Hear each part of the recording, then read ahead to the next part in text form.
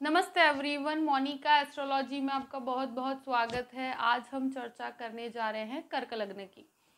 देखिए, कर्क लग्न वालों के लिए जो राहु का भ्रमण है, ये 12 अप्रैल से लेकर 30 अक्टूबर 2023 तक का ये जो 18 महीने का ट्रांजिट है, वो कर्क लग्न वालों के लिए किस तरह के बदलाव लेकर आ रहा है और हमें कैसे अपने पूरे ही 18 महीने में किस तरह के परिवर्तन को एक्सपेक्ट करना चाहिए, ये हम जानने की कोशिश करते हैं। देखिए, कर्क लग्न वालों के लिए क्या है कि ये राहु का जो भ्रमण है आपके 11वें स्थान से आपके 10वें स्थान में हो रहा है, यानी कि राहु आपके 11th हाउस में से 10th हाउस में आ रहा है और केतु आपके 5वें घर से निकलकर आपके चतुर्थ भाव में आ रहा है। तो ये जो ट्रांजिट है पूरा राहु केतु का, तो ये कर्क लग्न वालों के लिए क्या परिस्थितियां क्रिएट कर रहा है, क्योंकि देखिए राहु चेंज होगा तो केतु भी उसके साथ चेंज होगा और ये भ्रमण से आपके जीवन में किस प्रकार के बदलाव हैं ये आप जानने की हम कोशिश करते हैं। देखिए, राहु एक तरह से देखा जाए तो 10th हाउस के अंदर बहुत अच्छा काम करता है और मेरे हिसाब से ये नई अपॉर्चुनिटीज भी क्रिएट करता है 10वें घर के अंदर, क्योंकि ये एक बहुत ही माइंड से चलने वाला प्लैनेट है।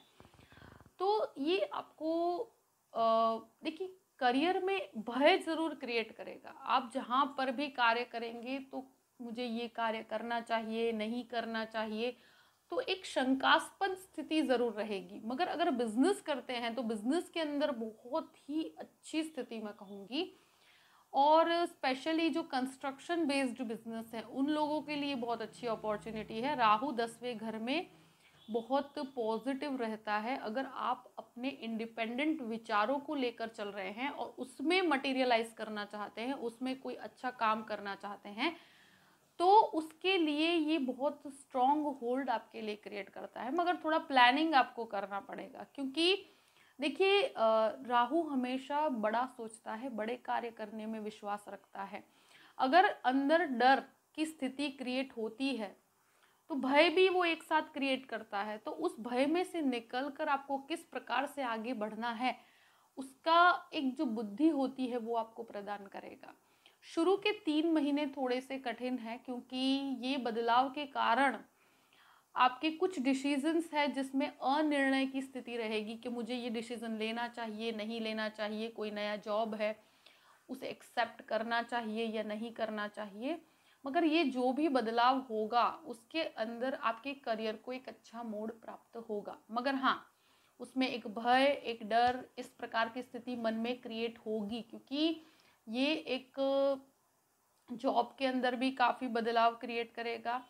और आप जहाँ पर भी कार्य करेंगे वहाँ पर थोड़ा सा कहते हैं ना कि आसपास के लोगों के अंदर प्लानिंग और प्लॉटिंग और इस प्रकार की स्थितियाँ रहेगी, जिसके कारण आपके मन में काफ़ी अनकंफर्टेबल में आपको इस तरह की सिचुएशन में आपको लगेगा कि कार्य करना बहुत कठिन महसूस होगा। मगर अगर आप मेहनत से उस जगह पर टिक कर कार्य करेंगे तो आपके लिए बहुत अच्छे रिजल्ट्स प्राप्त होंगे, क्योंकि ये शुरुआत के 3-4 महीने थोड़े से कठिन हैं। उसके बाद ये आपको काफ़ी स्ट्रॉन्ग होल्ड देता है कि आपको कैसे आगे बढ़ना है। और ये राहु के कारण क्या है, आपके कलीग्स जो होते हैं उन लोगों के साथ थोड़े से उनके साथ आपके व्यवहार में दुर्व्यवहार होगा।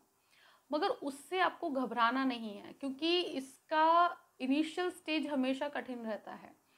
शुरुआत में आपको लगेगा कि ये प्रॉब्लमेटिक सिचुएशन है, अनकंफर्टेबल लगेगा, मगर इसका रिजल्ट बहुत पॉजिटिव है। बिजनेस वालों के लिए भी बहुत अच्छा रहेगा। अगर आप प्लान करके चलते हैं तो बहुत अच्छे लाभ प्राप्त करवाता है ये आपको। और इस राहु की 3 दृष्टियां हैं, जो आपके एक दृष्टि आपके द्वितीय भाव पर पड़ती है, जो आपके सेविंग्स का घर है। देखिए, ये राहु की दृष्टि के कारण मैं कहूँगी कि सेविंग्स में किसी भी व्यक्ति पर एकदम से विश्वास कर लेना और बहुत सारा पैसा एक जगह पर इन्वेस्ट कर देना, तो उसके लिए आपको 2 बार सोच कर इन्वेस्ट करना चाहिए, क्योंकि ये आपके सेविंग्स को गलत डायरेक्शन दे सकता है। क्योंकि राहु जो है बहुत ही कहते हैं ना माइंड वाला प्लैनेट है, तो इसमें काफ़ी चीटिंग्स भी होती हैं। तो आपको अपने सेविंग्स के लिए कभी भी किसी भी व्यक्ति पर एकदम से ट्रस्ट करना आपके लिए बिल्कुल योग्य नहीं है। घर की बात करते हैं, देखिए कुटुंब के अंदर आपकी वाणी के कारण कोई भी संबंधों को खराब मत कीजिएगा। वातावरण में अगर आप शांति रखना चाहते हैं तो अपने स्वभाव पे नियंत्रण रखिए। बाकी ये राहु की दृष्टि के कारण मैं फाइनेंशियल बेनिफिट्स तो काफ़ी देखती हूँ, मगर घर परिवार के अंदर आपके दुर्व्यवहार या आपकी वाणी के कारण कोई रिलेशन को खराब मत कीजिए। फैमिली मैटर के लिए कह रही हूँ मैं स्पेशली। बाकी अगर इसका पॉजिटिव नोट लिया जाए तो इसके अंदर आपको बहुत कुछ देने की क्षमता है, मगर ये आपको एक बुद्धि प्रदान करता है कि आपको किस प्रकार से आगे बढ़ना है। मगर जो भी देगा वो स्ट्रेस के साथ देगा, कभी भी इजीली नहीं देगा वो आपको कुछ भी। और एक राहु की दृष्टि आपके चतुर्थ भाव पर पड़ती है और केतु भी वहां पर स्थित है। तो ये एक स्थान परिवर्तन, घर बदलाव, आप कोई भी एक जगह से दूसरे घर के अंदर शिफ्ट हो सकते हैं। आपके स्थान में परिवर्तन मुझे दिखता है, क्योंकि ये जो भी स्थिति क्रिएट होगी आपकी जॉब के अंदर चेंज होकर हो सकती है। कोई भी प्रकार का आप मदरलैंड है उसमें से किसी और जगह पर शिफ्ट हो सकते हैं।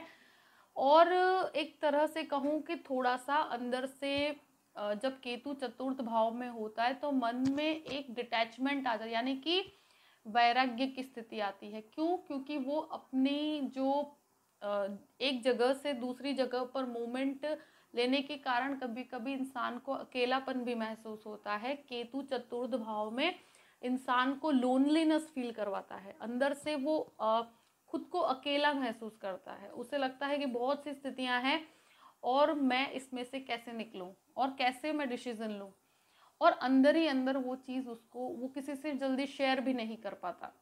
और चौथे घर के ये जो केतु के कारण माता के स्वास्थ्य को लेकर थोड़ी सी चिंताएं आपको हो सकती है, मगर बहुत डरने वाली कोई बात नहीं है। फिर भी अगर कोई ऐसी स्थिति है तो प्रॉपर मेडिकल ट्रीटमेंट अगर आप लेना चाहते हैं तो ले सकते हैं।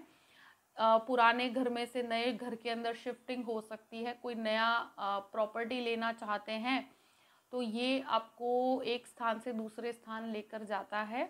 इवन मदरलैंड यानी कि घर के आपके खुद की कोई ऐसी प्रॉपर्टी है तो कोई भी डीलिंग इस प्रकार की करना चाहते हैं तो थोड़ा सा डॉक्यूमेंटेशन को चेक कर लीजिएगा।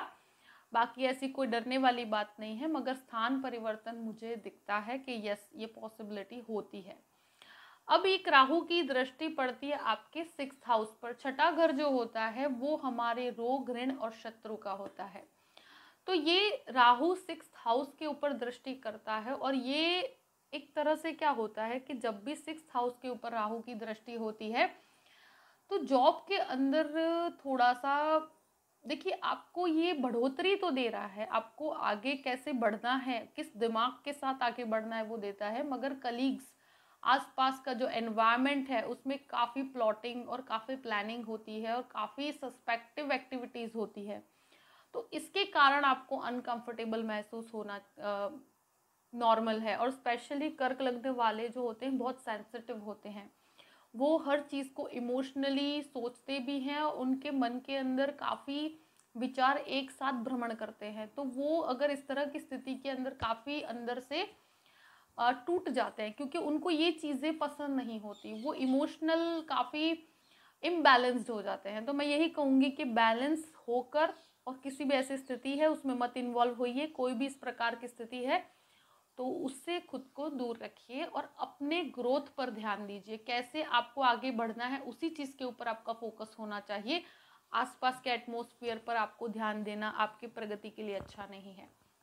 लोन्स की बात की जाए तो यस, लोन्स ले सकते हैं, मगर जितना कंफर्ट जोन है उतना ही लीजिएगा, क्योंकि बहुत बड़ा लोन अगर आप करते भी हैं तो उसमें आपको पे ऑफ करने में प्रॉब्लम हो सकती है। तो थोड़ा सा लोन के मैटर में जितना कंफर्टेबल हो उतना ही लीजिए, और शुरुआत के 3 महीने थोड़ा सोच समझ के डिसीजन मेकिंग करिएगा, क्योंकि थोड़े से कठिन है समय।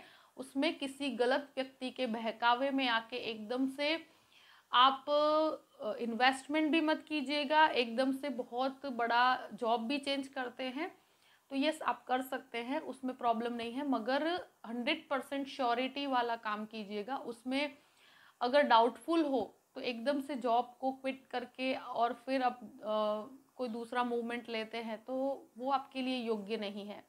तो थोड़ा सा सोच समझ के और जहाँ पर 100% श्योरिटी हो उसी में आगे बढ़िए, और जुलाई के बाद तो आपके लिए काफ़ी फेवरेबल सिचुएशन है।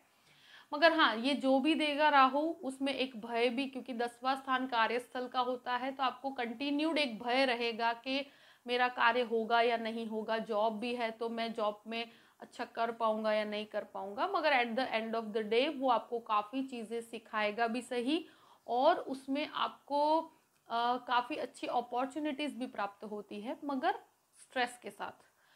तो ऐसी कोई चिंता वाली बात नहीं है, थोड़ा सा प्लान करके चलेंगे तो चीज़ें काफ़ी पॉजिटिव भी होंगी और आपके लिए काफ़ी अपॉर्चुनिटीज़ भी क्रिएट होगी।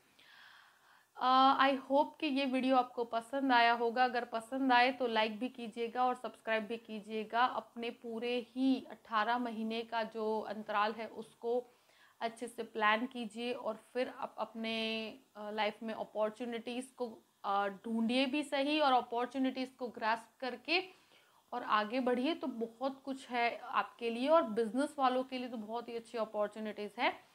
उसमें आपको आगे भी बढ़ना चाहिए, और कोई भी डिसीजन है तो आपको ये प्लान करके करेंगे तो बहुत अच्छे रिजल्ट्स प्राप्त होंगे। प्लानिंग के बिना कोई काम करेंगे तो फिर इतना अच्छा रिस्पॉन्स आपको नहीं मिल पाएगा।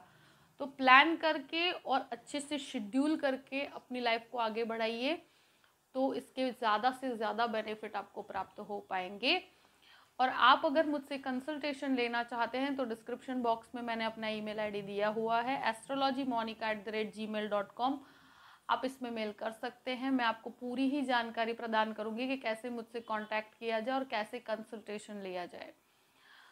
देखिए, ये पूरे ही 18 महीने का अंतराल आपके लिए बहुत सी अपॉर्चुनिटीज़ क्रिएट करे, यही मैं आपके लिए प्रार्थना करती हूँ। और हमेशा खुश रहिए। Thank you so much. जय श्री कृष्ण।